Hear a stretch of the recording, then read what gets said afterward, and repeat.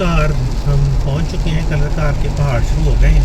Sir आपने एक वादा भी किया था कि पहाड़ियों में आप कलर कहार की पहाड़ों में आप कलर कार बताएंगे। की ऊंचाइयों और गहराइयों में मैं अपनी ज़िंदगी की ऊंचाइयां और गहराइयां बताऊंगा। जी सर बिल्कुल।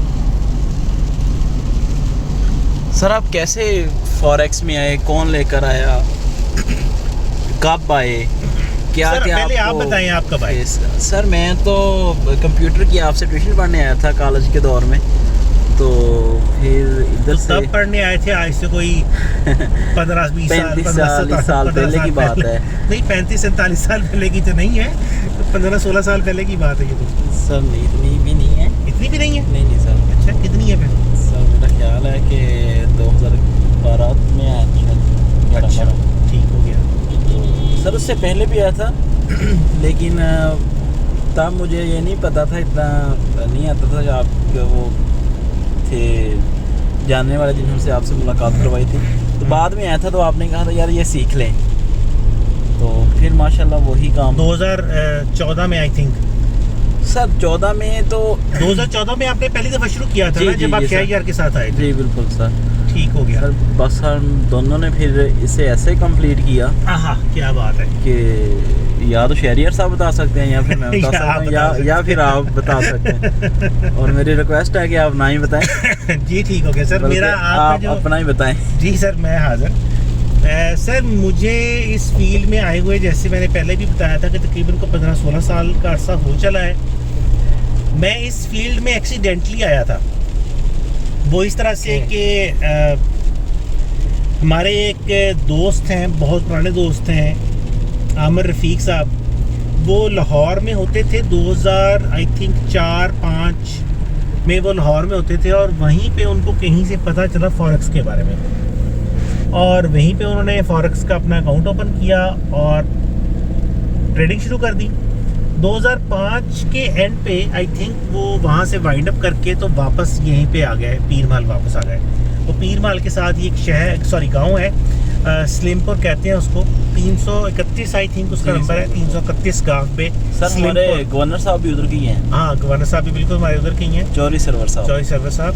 तो वो सलीमपुर के थे। तो उस ज़माने में शहरों के अंदर भी जो इंटरनेट की फैसिलिटी थी वो उस तरह से नहीं थी, बल्कि डायल अप भी उस वक्त नहीं था हमारे पीरमाल में। उस वक्त वो ब्लू नेट के, ब्रेन नेट के कार्ड आया करते थे, इंटरनेट कार्ड आया करते थे। वो कार्ड स्क्रैच करके तो हम फिर इंटरनेट चलाया करते थे। तो जब वो वहाँ से वाइंड अप करके यहाँ पे आए तो ट्रेडिंग का चस्का उन्हें लगा हुआ था। तो यहाँ पे एक मोटरसाइकिल शोरूम है, वो उनके दोस्त थे। उन्होंने वहाँ पे आके अपना एक छोटा सा टेबल रखा, उसके ऊपर अपना कंप्यूटर रखा, और वहाँ पे बैठ के दिन को उन्होंने ट्रेडिंग शुरू कर दी। और एक दिन वो मुझे मिलने आए। उस वक़्त घर हमारा, हमने नया घर बनाना था, तो घर पुराना जो था उसकी कंस्ट्रक्शन को ख़त्म कर रहे थे, ढा रहे थे उस घर को। तो एक बैठक में स्टिल हमारे पास कंप्यूटर सिस्टम वगैरह मौजूद थे। तो मेरे पास एक दिन मिलने आए और कहने लगे कि यार ये एक आर्टिकल है, ये पढ़ के मुझे ज़रा समझा दो। उनकी ज़रा अंग्रेज़ी थोड़ी सी शायद उस वक्त डिस्टर्ब थी, पूरा अबूर नहीं था। खैर मेरे पास आर्टिकल लेके आए, मैंने आर्टिकल को पढ़ा, आर्टिकल को पढ़ के उनको एक्सप्लेन कर दिया। लेकिन मैंने उनको बताया कि बीच में ये कुछ लफ्ज़ ऐसे आ रहे हैं जो टेक्निकल वर्ड्स थे फॉरेक्स के, जैसे स्वैप है, लेवरेज है, इस किस्म की जो चीज़ें आ रही थी। तो मैंने उनको बताया कि यार ये मुझे नहीं समझ आ रहा है, इनका क्या मतलब है। तो वो कहने लगे कि यार कोई बात नहीं, ये मुझे ऐसे ही बता दो, मुझे इनका मतलब पता है, बट आर्टिकल को पढ़ के ना मुझे आप बता दो कि इसमें क्या लिखा हुआ है। वो मैंने पढ़ के उनको बता दिया। 2-3 दिन ठहर के वो एक और आर्टिकल लेके आ गए कि यार ये भी मुझे पढ़ के समझा दो। 1-2 दिन ठहर के एक और लेके आ गए। तो जब दूसरी-तीसरी दफ़ा आए ना, तो मैंने उनको फिर बिठा लिया कि मैंने कहा यार नहीं, ऐसे नहीं, पहले मुझे ये बताओ ये कर क्या रहे हो। मैं भी उन दिनों में तकरीबन फारग ही था, तो ख़ास काम मैं भी नहीं कर रहा था।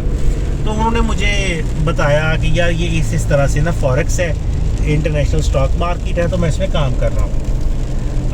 उनका एक इशू ये था कि वो ट्रेडिंग कर रहे थे, दिन को ट्रेडिंग कर लेते थे, लेकिन जब वो बंद हो जाता था ऑफिस तकरीबन शाम को 6-7 बजे, तो जब घर चले जाते थे तो वहाँ पे तो गांव में इंटरनेट था ही नहीं, तो वो नहीं देख सकते थे कि उनकी जो ट्रेड्स चल रही हैं वो किस पोजीशन पे हैं और किस तरह से चल रही हैं। तो उन्होंने मुझे कहा कि ऐसे करते हैं कि मैं आपको अपना लॉगिन और पासवर्ड दे देता हूँ, आप अपने कंप्यूटर पे उसको लॉगिन कर लिया करें और मैं टेलीफोन करके आपसे पूछ लिया करूँगा कि मेरी ट्रेड जो है वो किस जगह पे है। ना उनको कुछ पता था ना मुझे कुछ होता था।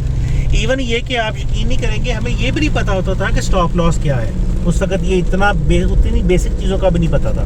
खैर वो मुझे अकाउंट अपना लॉगिन करके दे गए। मुझे तो पता ही कुछ नहीं था, मैं तो जस्ट ये था कि अकाउंट चला के देख लेता था कि जी फलान एक ट्रेड चल रही है तो वो इतने प्रॉफिट पे आई है, इतने लॉस पे है। मैं गाल वो करते थे। कता कलामी की माजरत, एक और सवाल आ गया दिमाग में।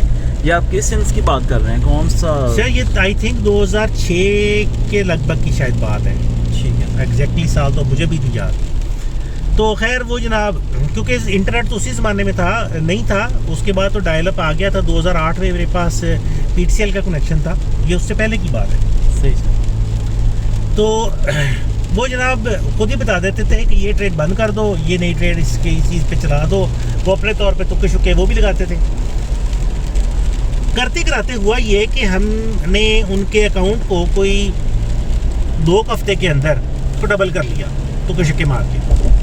जब मुझे ये लगा यार ये तो बड़ा लाजवाब काम है, तो मैंने उनको एक दिन कहा कि यार मैं भी चाहता हूँ कि मैं अपना ना अकाउंट क्रिएट कर लूँ। तो मुझे कहने लगे यार नहीं अभी नहीं करना।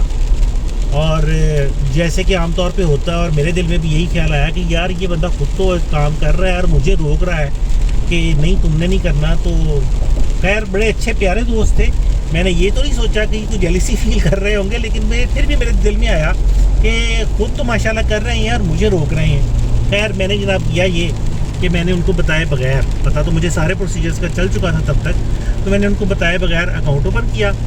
मेरे पास उस वक़्त एक बैंक का कार्ड था जिसमें मैं कुछ इंटरनेशनल क्लाइंट से पेमेंट्स वगैरह लिया करता था। तो मैंने उस कार्ड के ज़रिए ब्रोकर में डिपॉजिट कर दिया $100 का। सर एक और सवाल, मेरे पास उस वक़्त बस वो $100 की सेविंग थी। सर एक सवाल, तब पहले आप कौन से क्लाइंट से लेते थे? सर मैं इस काम में आने से पहले IT से ही रिलेटेड हूँ। मैंने माइक्रोसॉफ्ट से नेटवर्क्स में इंजीनियरिंग की थी और उस फील्ड का तो हमारे एरिया में काम नहीं था, लेकिन मैं तब से IT से वाबस्ता था और मैं वेब डेवलपमेंट की फील्ड में चला गया था। और मेरे कुछ इंटरनेशनल क्लाइंट्स थे जिनको मैं वेब डेवलपमेंट वगैरह की सर्विसेज जो है वो प्रोवाइड किया करता था। अच्छा उस ज़माने में मेरे पास उस वक़्त, जिस जब वक्त की बात करूँ, मेरे पास टोटल $100 की सेविंग थी। वो उस वक़्त रफली कोई 95 या 100 रुपये का डॉलर था, मुझे नहीं याद अब कुछ भी, बहुत पुरानी बात हो गई है। तो मेरे पास वही सारी सेविंग थी और मैंने वो घर वालों को भी बताए बगैर चुप करके ना अकाउंट ओपन किया और उसमें इन्वेस्ट कर लिया। अब मैं कर ये रहा था कि मुझे तो ट्रेडिंग नहीं आती थी, लेकिन कर ये रहा था कि मुझे ये लगता था कि आवर भाई जो है वो बहुत एक्सपर्ट हो गए हैं। वो जैसे जैसे कह रहे हैं उनकी ट्रेड्स को फॉलो करते हुए जनाब हमने अकाउंट को 2 हफ्तों के अंदर डबल कर लिया है। तो जब वो कहते थे कि यार मेरे अकाउंट पे ये ट्रेड चला दो, तो मैं अपने अकाउंट पे भी वही ट्रेड स्टार्ट कर देता था। उस ज़माने में मुझे याद है कि रात को 7 बजे से लेके 9 बजे तक लोड शेडिंग हुआ करती थी। और अक्सर हमारा हाल ये हुआ करता था कि जब 9 बजे बिजली आती थी तो जो अपना कंप्यूटर है उसके पावर बटन के ऊपर हाथ रख के बैठे होते थे कि फटाफट बिजली आए तो उसको ऑन करें, देखें कि ट्रेड कहाँ पे पहुँची है। और मुझे ये भी अच्छी तरीके से याद है कि एक दिन ऐसा हुआ, वो मुझे कैसे भूल सकता है दिन, कि जब बिजली आई मैंने कंप्यूटर ऑन किया तो मैंने देखा कि हमारी जो ट्रेड्स थी वो बहुत ज़्यादा प्रॉफिट पे गई थी। लेकिन पता नहीं क्या हुआ, अचानक ही मार्केट जो है वो चेंज हुई है और मार्केट गिरी है और जो प्रॉफिट था वो भी गया और अपना जो कैपिटल था $100 का वो भी गया, अकाउंट सारे ज़ीरो हो गए। बड़ा दुख हुआ, बड़ा धचका लगा, बड़ा मुश्किल से बर्दाश्त किया क्योंकि वही सारी सेविंग थी उस वक़्त, उसके अलावा मेरे पास था ही कुछ नहीं। खैर जो हो गया सो हो गया। अगले दिन सुबह जब आमिर भाई आए तो मैंने उनको बताया कि सर ये हो गया है, आपके भी 100 गए और मेरे भी 100 गए। तो कहने लगे नहीं यार तुम्हारे तो 100 गए। मैंने उनको फिर उस दिन बताया कि मैंने भी अपना अकाउंट स्टार्ट किया हुआ था, तो वो हंस रहे थे, कहने लगे नहीं यार तुम्हारे 100 गए हैं, मेरा तो 9वां गया है। मैंने कहा इसका क्या मतलब है? कहने लगे 800 का नुकसान तो मैं लाहौर में रह के करके आया हूँ, $800 का। तो मेरे लिए ये मज़ीद शॉकिंग था कि अगर ये बात मुझे पहले पता होती कि ये $800 का लॉस पहले करके आए हैं तो मैं अपना अकाउंट खोलने का रिस्क ना उठाता। इसका मतलब ये है कि उनको भी बहुत ज़्यादा नहीं पता था और तुक्का बेसी काम चल रहा था। वो तो खैर मुझे पता था कि हम तुक्के लगा रहे हैं, कुछ भी नहीं पता हमें इस चीज़ का। खैर वो एक ऐसा फेज़ था कि जिसमें बड़ा डिप्रेशन भी हुआ कि यार जो जमा पूंजी थी सारी ख़त्म हो गई, और छोड़ दिया फॉरेक्स को, मैंने बाय बाय कह दिया। तकरीबन 3-4 महीने फॉरेक्स के अंदर कोई एक्टिविटी नहीं थी, इवन ये कि MT4 तक डिलीट कर दिए। एक दिन बाज़ार जा रहा था किसी काम से और रास्ते में पैदल जा रहा था, मुझे ख्याल आया कि यार फॉरेक्स में काम किया है, अच्छा काम था, चलो लाइलमी की वजह से लॉसेस हुए हैं, लेकिन काम ना करो, पैसे नहीं है ना करो ट्रेडिंग। डेमो अकाउंट तो है ना, उसमें तो कोई आना नहीं लगता। और जब भी मैं थोड़ी देर पहले एक और वीडियो हमने रिकॉर्ड की थी, उसके अंदर डेमो अकाउंट की फजीलतों के बारे में मैंने बहुत कुछ बताया है। तो मैंने भी उस डेमो अकाउंट की फजीलत को समझते हुए एक डेमो अकाउंट ओपन किया और ये सोचा कि लर्न करना चाहिए, पढ़ना चाहिए। अगर लॉस हुआ है तो प्रॉफिट भी तो होता है ना लोगों को। तो लॉस अपनी गलती की वजह से हुआ है कि पता ही कुछ नहीं है और पंगा लेके बैठ गए हैं, तो पढ़ने में कोई हर्ज नहीं है, पढ़ने के ऊपर टाइम दें। मैंने कुछ अर्सा इसको फिर इंटरनेट के ऊपर आर्टिकल वगैरह मिलते रहे, जब फारग टाइम होता है उसको पढ़ना शुरू कर दिया। एक दिन याहू मैसेंजर के ऊपर मैं अपने एक ऑस्ट्रिया में मेरा एक क्लाइंट था, पाकिस्तानी था, मैं उससे बात कर रहा था तो मुझे MT4 के लॉगिन होने की आवाज़ सुनाई दी। मैंने उनसे पूछा कि सर आप भी ट्रेडिंग करते हैं? तो उन्होंने कहा हाँ हम भी ट्रेडिंग करते हैं। तो मैंने कहा जी सर इसका मतलब ये डुगडुगी तब भी जाते थे? हाँ जी जी, डुगडुगी बहुत पुरानी है, जब से आई थिंक MT4 है तब से ये डुगडुगी बज रही है। हाँ सर। अच्छा, मुझे दरमियान में एक और बात याद आ गई। जब पहली दफ़ा आमिर भाई ने MT4 मेरे कंप्यूटर पे इंस्टॉल किया ना, तो मुझे वो समझाने लगे कि ये जनाब MT4 है, इस पर इस तरह से ट्रेडिंग होती है। और पहली दफ़ा जब मैंने नई ट्रेड पहली ट्रेड स्टार्ट की तो आमिर भाई मुझे कहने लगे इसको सेल कर दो। मुझे नहीं याद कौन सा चार्ट था, आमतौर पे वो यूरो डॉलर पे या पाउंड डॉलर पे ट्रेडिंग ज़्यादा करते थे, तो उन्हीं में से कोई होगा। तो उन्होंने कहा जी इसको सेल कर दो। तो मुझे अच्छी तरीके से याद है, मेरा उनसे पहला सवाल ये था कि आमिर भाई बाई तो किया कुछ नहीं, सेल क्या करेंगे? और अभी भी मैं जानता हूँ कि बहुत सारे ट्रेडर्स ऐसे हैं जिनको बाई और सेल के बेसिक कॉन्सेप्ट भी क्लियर नहीं है। वो ट्रेडिंग कर रहे हैं लेकिन उनको ये तक नहीं पता कि बाई करना क्या होता है और सेल करना क्या होता है। खैर, अब मैं तो बिल्कुल नया था, मुझे पता ही नहीं था, ऐसा ऐसा पता चला। तो मैंने उनको ऑस्ट्रिया में जो मेरे दोस्त थे, मैंने उनको बताया कि यार मैंने ना लॉस तो अपना कर लिया है, लेकिन मैंने उसके बाद इसको थोड़ा सा स्टडी किया है। हसन भाई आगे मौसम बहुत ज़्यादा ख़राब हो गया है जी सर, और शदीद धुंध आ गई है, बारिश भी हो रही है, और कलर का हार तकरीबन 10 किलोमीटर कलर का हार का क्या मुकाम रह गया है हमारा। अच्छा चले, कलर का हार क्या मुकाम पे रुक के दोबारा चाय पीते हैं, मेरा गला ख़राब हो रहा है। अच्छा वो जनाब, मैंने उनको बताया कि यार मैंने ना इस अरसे में ये कुछ एक दो चीज़ें पढ़ी हैं। RSI पढ़ा था, RSI बड़ा बेसिक सा पढ़ा था उस वक्त, कहीं 30 पे जाता है तो बाई कर लो, 70 पे जाता है सेल कर लो। RSI का पता था, एक मूविंग एवरेज का पता चला था। तो मैंने उनको बताया कि यार ये मुझे ना 2-3 चीज़ें पता चली हैं और मैंने इसको डेमो अकाउंट पे यूज़ करके देखा है, मुझे प्रॉफिट अच्छा आ रहा है, लेकिन मेरे पास पैसे नहीं है लाइव अकाउंट के। तो आप काम कर रहे हैं लाइव अकाउंट पे माशाल्लाह, तो आप इसको ट्राई करें। तो उन्होंने मुझसे वो चीज़ें पूछ के तो अप्लाई किया मुझसे। तो उसके बाद उन्होंने उसका खैर फीडबैक नहीं दिया, क्योंकि मेरी उनके साथ बहुत देर के बाद बात होती थी। इसी तरह से मुझे कुछ और दोस्तों का पता चला जो कि ट्रेडिंग कर रहे थे, तो मैंने उनके पास जा के उनको बताया कि यार मुझे इन चीज़ों का पता चला है, आप लोग भी इसको अप्लाई करके ज़रूर देखें, आपको मुमकिन है फ़ायदा हो जाए।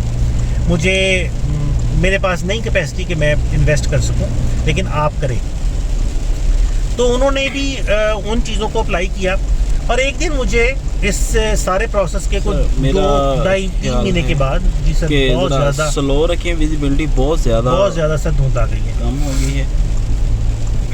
तो सर मुझे कुछ 3-4 महीने के बाद ना एक ईमेल आई एक कंपनी की तरफ से, इंस्टा फॉरेक्स की तरफ से, कि आप लोगों को ट्रेनिंग्स दे रही हैं, तो आप उनसे क्या चार्ज कर रहे हैं। तो मैंने कंपनी को बताया जी कि मैं तो बिल्कुल बेसिक सा बंदा हूँ, मुझे को बहुत ज़्यादा नहीं पता इन चीज़ों के बारे में, तो मैं तो चार्ज कुछ नहीं कर रहा, मैं तो फ्री में पढ़ा रहा हूँ, जितना मुझे तो कुछ चंद एक चीज़ों का पता है मैं फ्री में पढ़ा रहा हूँ। तो इंस्टा फॉरेक्स वालों ने मुझे ये कहा कि आप ऐसे करें कि आप हमारे साथ अटैच हो जाएं, हम आपको ट्रेन करेंगे पहले, और उसके बाद आप as an official instructor Insta Forex को ज्वाइन कर सकते हैं।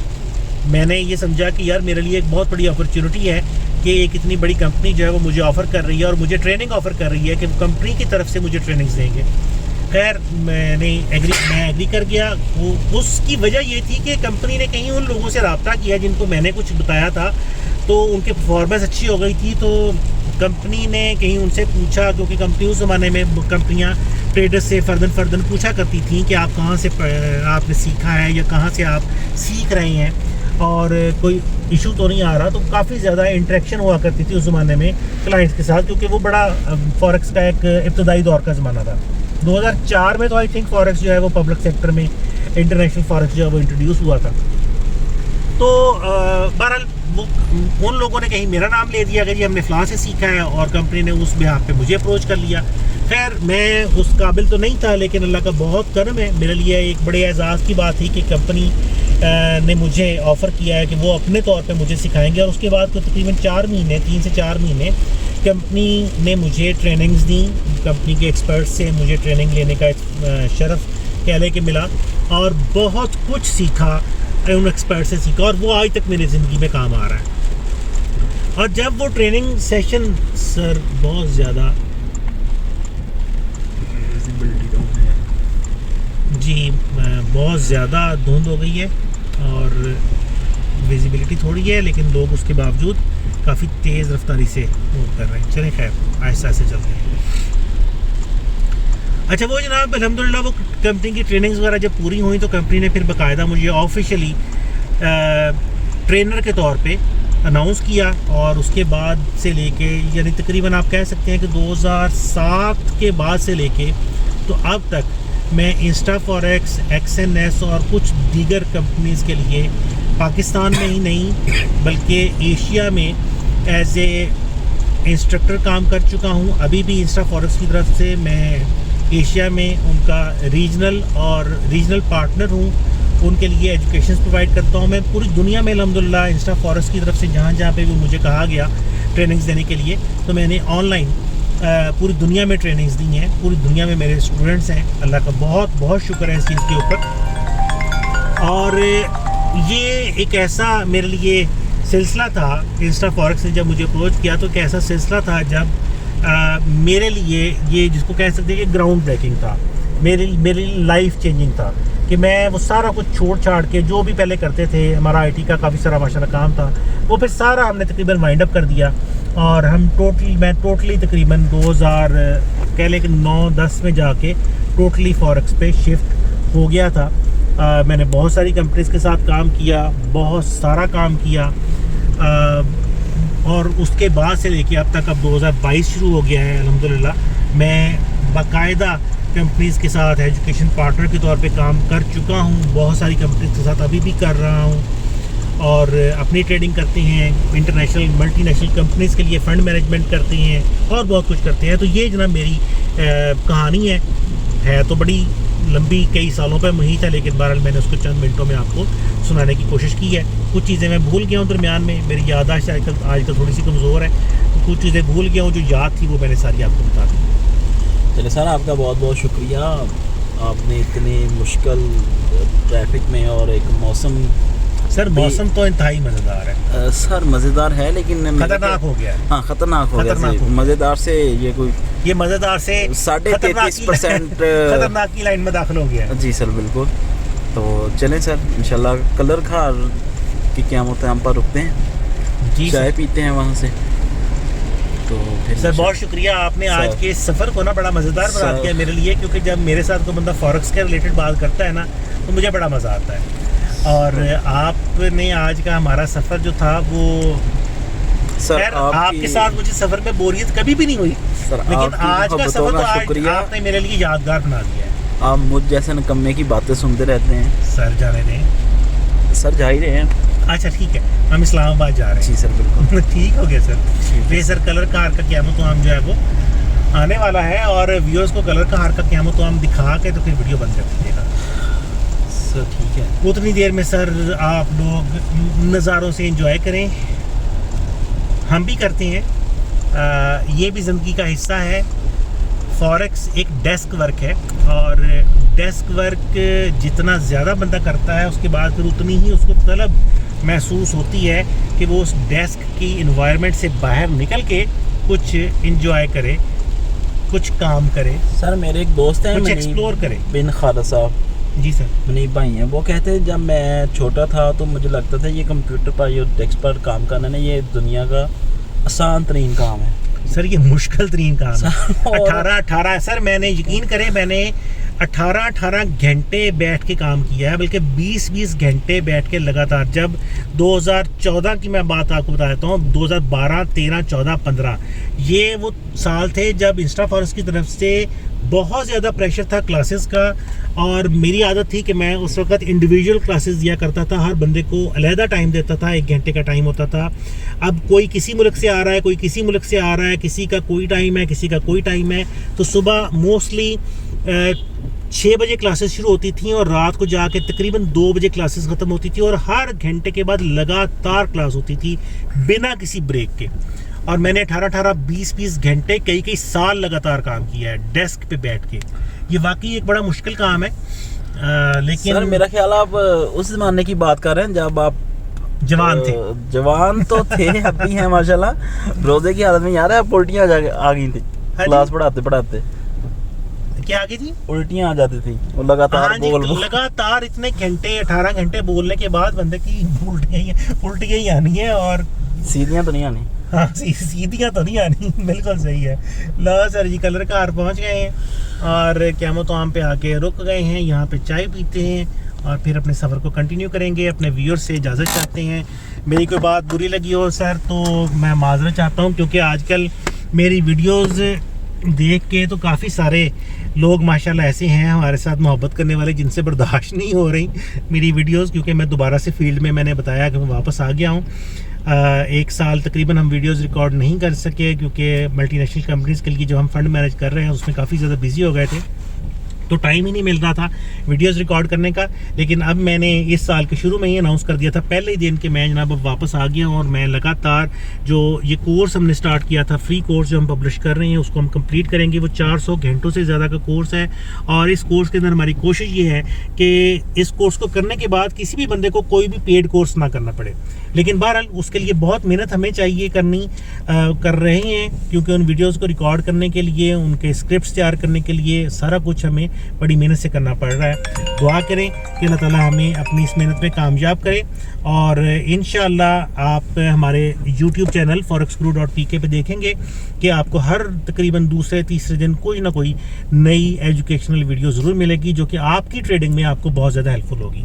हमारा टास्क है कि अल्लाह ताला ने जो कुछ हमें दिया है, जो कुछ हमें नवाजा है, उस चीज़ को हम आगे लोगों तक पहुंचाएं। मेरा ऐसा कोई दावा नहीं है कि जी मैं खिदमत खल्क के लिए काम कर रहा हूं। लोग कहते हैं कि जी खिदमत खल्क के लिए काम कर रहे हैं, ये तो दिल को पता होता है या अल्लाह को पता होता है कि कौन क्या कर रहा है। लेकिन हमारी किसी सर्विस का कोई पैसा नहीं है। हम एजुकेशन सर्विस दे रहे हैं, फ्री ऑफ कॉस्ट दे रहे हैं। हाँ, मैं पेड क्लासेस पढ़ाया करता था, लेकिन अब मैंने वो छोड़ दिया है। पेड क्लासेस का अब मेरा कोई मूड नहीं है मज़ीद पढ़ाने का। अल्हम्दुलिल्लाह हम अपने ट्रेडिंग में सेट है, ठीक है, सारा कुछ ओके है।